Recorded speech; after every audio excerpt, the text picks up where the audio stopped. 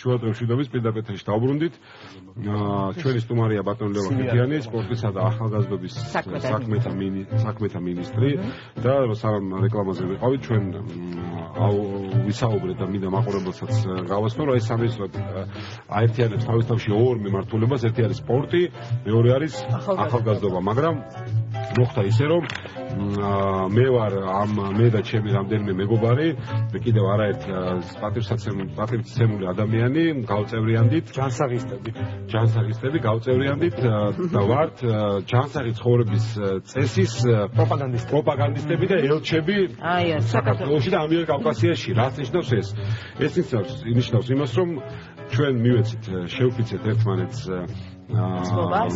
ძმობა და შევფიცეთ რომ ნებისმიერ საშუალებას გამოვიყენებდით, იქნებოდა ეს ელექტრონული საშუალება, მედია, იქნებოდა ეს საკითხთან საკუთარ თავთან საუბარი, იქნებოდა ეს შხაპის მიღების დროს, იქნებოდა ეს ბაგრობაზე გასვლის დროს, იქნებოდა ეს მანქანასთან საჭესთან, ნებისმიერ შეუქმდა მარცხნივ გადაყოლდა. იქ ყოველთვის ვიტყოდით რომ ჯანმრთელი ცხოვრების და ჯანსაღი ცხოვრების წესი ეს არის მთავარი პრიორიტეტი ქვეყნისთვის.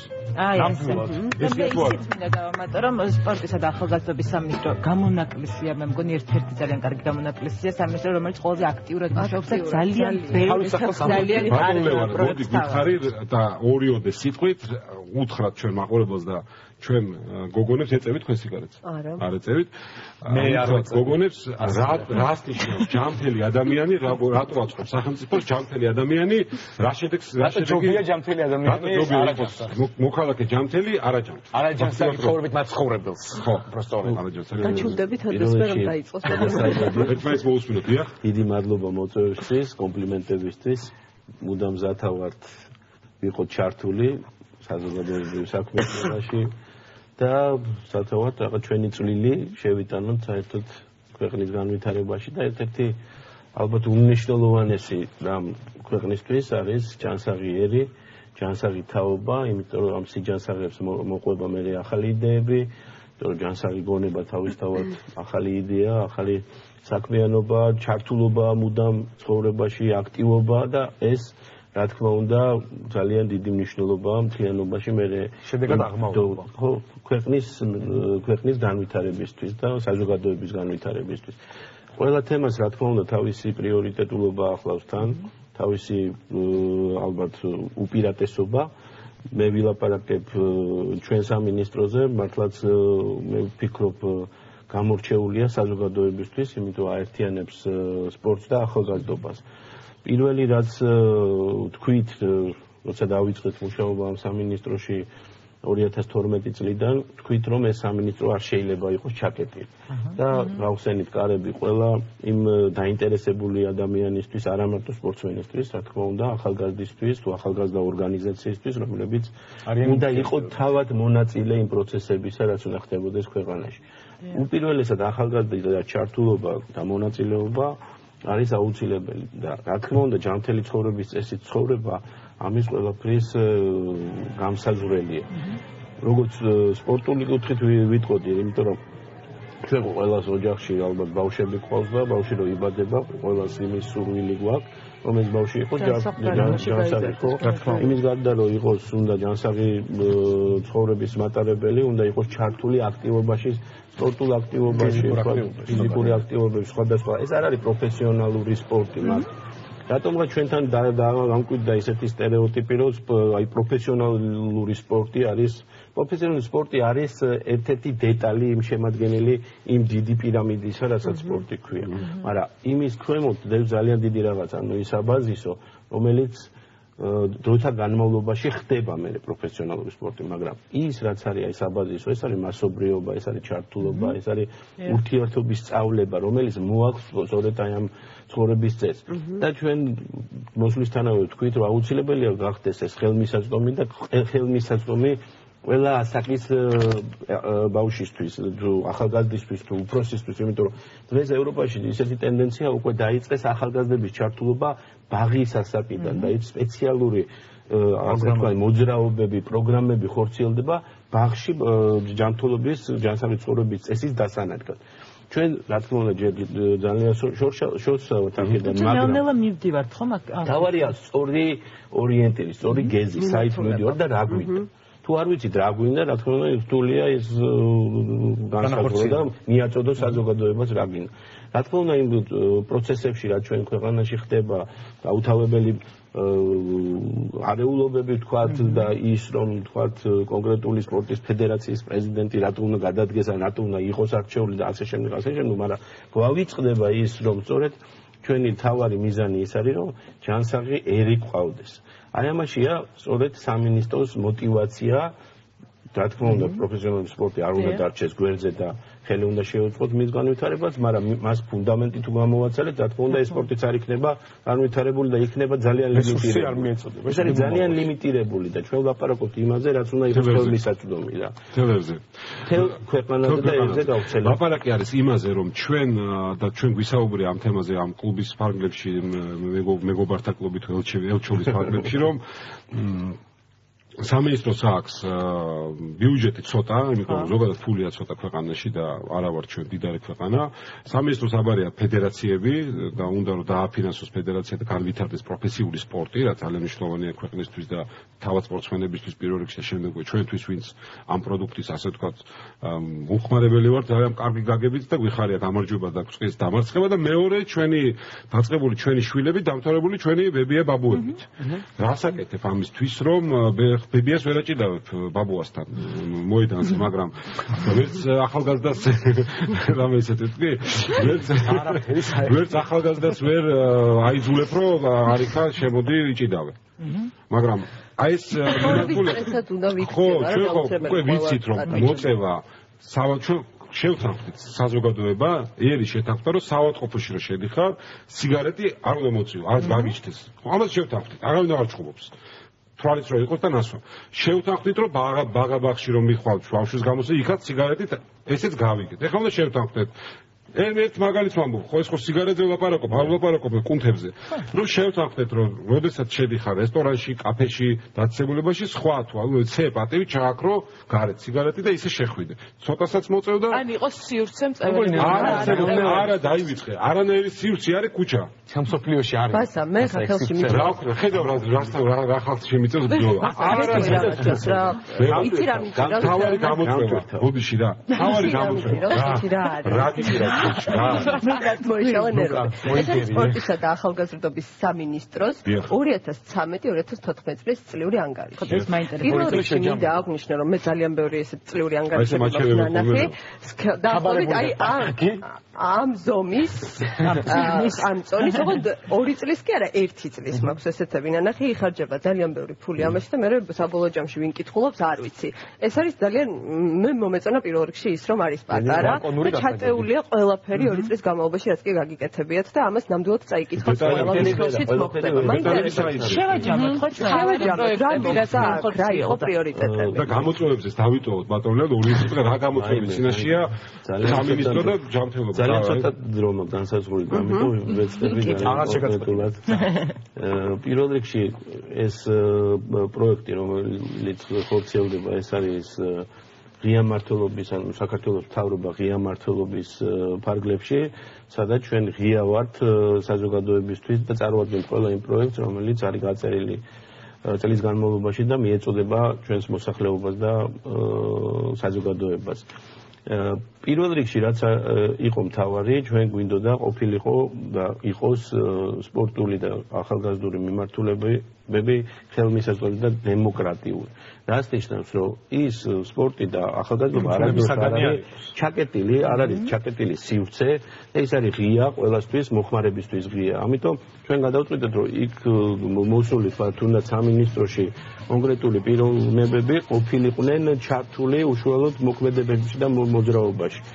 ეს ძირითადად ეხება სპორტის სახეობებში ჩართულობას და თქვით, რომ ეს უნდა იყოს ასე ვთქვათ ჩაურევლობის პრინციპი განსაზღვრელი ამ ფედერაციებში, რომელიც არიან საერთაშორისო ორგანიზაცია, ეს წარმომადგენლები ჩვენ ქვეყანაში და ახალგაზრდული პროექტები, რომელიც უნდა მიეწოდოს ახალგაზრდას, მან იგრძნოს თავის საზოგადოების წევრად, თავისი ქვეყნის შვილად, რომ თავად განახორციელოს ის პროცესები და თავად იყოს მონაწილე იმ პროცესებისა, რომელიც მან უნდა განახორციელოს ამ წლების განმავლობაში და ამ მიმართულებით შეიქმნა ორი პოლიტიკის დოკუმენტი. ეს არის სპორტის პოლიტიკის დოკუმენტი, რომელიც ქვეყანას არ ქონია და რომელიც არის სტრატეგიული დოკუმენტი არამედ ჩვენი სპორტისა და ახალგაზრდობის საქმეთა სამინისტროს, არამედ მთლიანად მთავრობის, იმიტომ უკლებლივ ყველა სამთავრობო სტრუქტურა, ყველა როგორ სამინისტრო იყო თავის კომპეტენციების ფარგლებში ჩართული და მონაწილეობა მიიღო ამ დოკუმენტის შედგენაში, როგორც ახალგაზრდულის, ისე სპორტის და ეს არის სტრატეგია, რა გვინდა ჩვენ, რა მიმართულებებია ძირითადად. პირველი სპორტის მიმართულებით, ეს არის ინფრასტრუქტურის განვითარება, ეს არის სპორტის განვითარება, ეს არის სპორტული სამართლის განვითარება, რაც არ იყო მოხსენიებული ჩვენამდე. ეს არ პოლიტიკური განვითარებული ვიყო და ვთქვა, რომ ბოლო 10 წლის განმავლობაში, არამედ 25 წლის განმავლობაში და იმის იქით საერთო კავშირი იყო და ეს ქვეყანაც არ არსებობდა, ხო? ამიტომ ეს პოლიტიკის დოკუმენტი თავად არის ისეთი პოლიტიკის დოკუმენტი, რომელიც ჩვენ გაგვისაძლევს და ეფიანი იქნება თუ ვიღაც სხვა ადამიანი, ის უნდა დაემორჩილოს ამ დოკუმენტს, იმიტომ აქ მათ საფუძველი რომ ამას დააშენოთ შემდეგ ზედნაშენი. ახალგაზრდობას რაც შეეხება, თვითონ ახალგაზრდები იყვნენ ჩართული ამ პროცესში, უკლებლივ ყველა უნივერსიტეტების თვითმმართველობები თვითონ ჩაერთნენ ამ პროცესში დოკუმენტის შექმნაში და თავად შეიტანეს ის დეტალები და ცვლილებები ამ დოკუმენტში. და რა თქმა უნდა, ის სამინისტროები და საერთაშორისო ორგანიზაციები, ჩვენ რო ვიძახით, აი საერთაშორისო როგორ გვინდა ევროპისკენ მივდივარ და ასე შემდეგ. საერთაშორისო UNICEF-დან დაწყებული გაეროს მოსახლეობის ფონდი, სულ ყველა უკლებლივ აქტიურად არიან ჩართული და უკლებლივ ჩაერთნენ და შესაბამისად ჩვენ მივიღეთ ორი პოლიტიკის დოკუმენტი, რომელიც არის ქვეყნის და ჩვენი მთავრობის პოლიტიკის დოკუმენტი.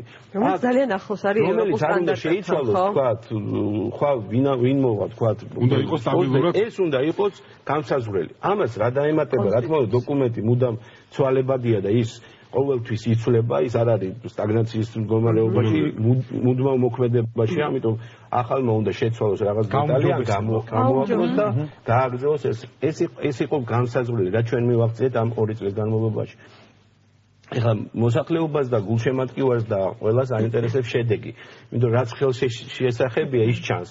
რომ მოსახლეობა ჭირდება დარბაზი, მოსახლეობას უნდა ტატამი, მოედანი, აუზი და ასე შემდეგ და მედლები და ასე შემდეგ. თვალსაზრისით რა ხდება? მაშინ ამ კუთხით ეხლა ჩვენ წარმოუდგენელ მასშტაბის, ასე ვთქვათ, შევეჭიდეთ მშენებლობის კადრებსაც ხედავთ. ხო, ეს არის აუზის კადრები და ის აუზი, რომელიც საქართველოში არ ყოფილა და იმაზე დავაყოლებ. ყოლიან წინა სეზონებზე წყალბურთელები, რომლებსაც ჰქონდათ. წყალბურთელები მოხდნენ ევროპის ჩემპიონატზე, რომელსაც სტანდარტული უკაცრავად აუზის არ ყოფილა შესაბამისი სტანდარტები.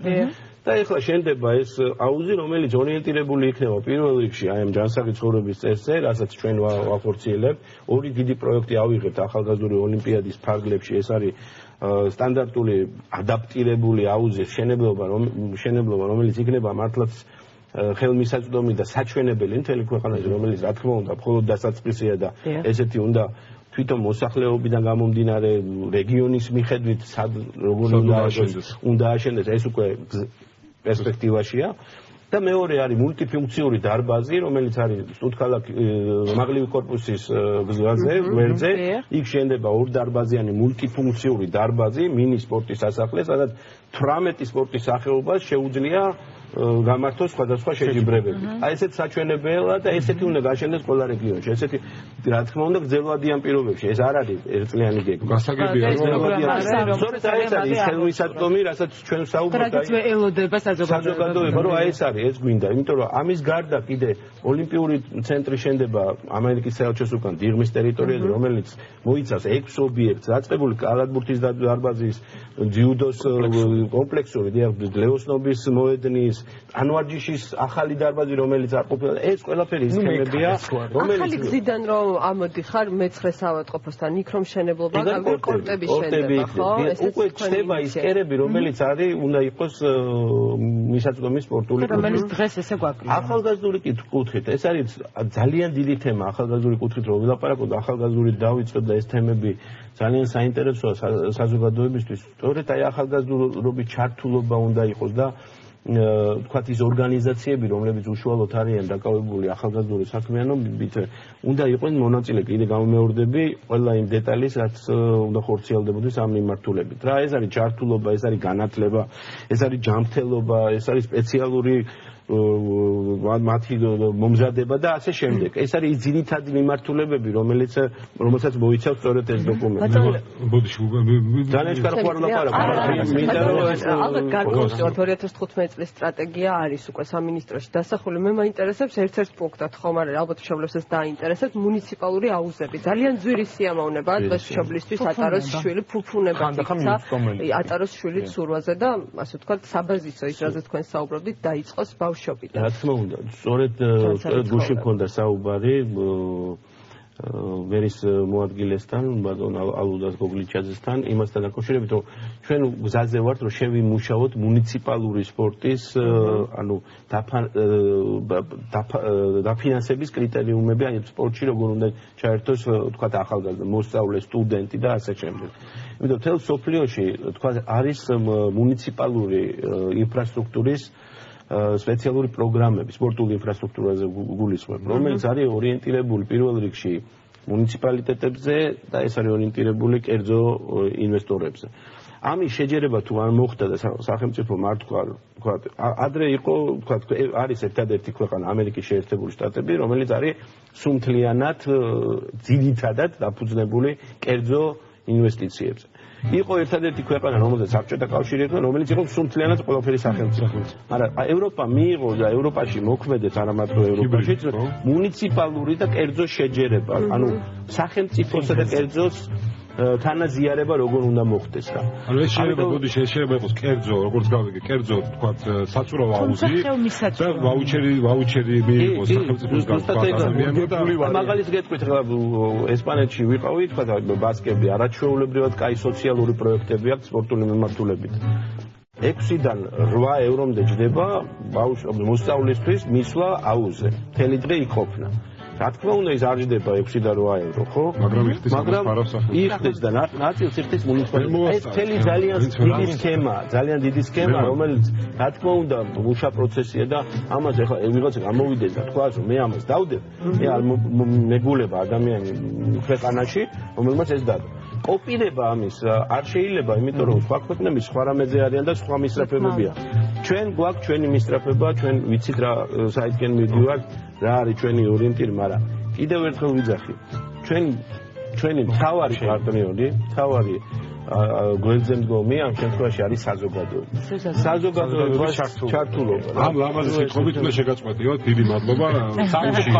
არის რევოლუციური სააპარატოში ნერვიულობენ რომ გადასცა იმდენი ისეთი ის არის გადატვირთული სარეკლამო ბადი აქვს, რომ სპონსორები რეკლამაა, სადაც შენი რეკლამაო და დროზე გამოდით ეხელი და გასკდა, რომ იმდენი რეკლამა რომ ვეღარ აკეთებს. გამიგე და ამაზე მნიშვნელოვანია ყანოსი რო გავა. მოკლედ დიდი მადლობა ყურადღებისთვის. მადლობა. არ ჯეროე მოვა. ძალიან დიდი მადლობა. შეკარგება კიდე დრო, მაგრამ გადაუხადე. ანონსი გავიწევს. უნდა გავიწევს. აი ყველას თავის მიმართულებით. თქვენი სამინისტროსთვის ვიცი რომ ძალიან აქტიურები იქნებით მომავალ წელსაც, ამიტომ სულ გელოდებით გადაცემის დასრულებისთანავე გელოდებათ აირჩიეთ ყაბა გადაცემა ესეთი და ფოტო გარეკანისთვის და ჩვენ გემშვიდობებით ხვალამდე. ხვალამდე.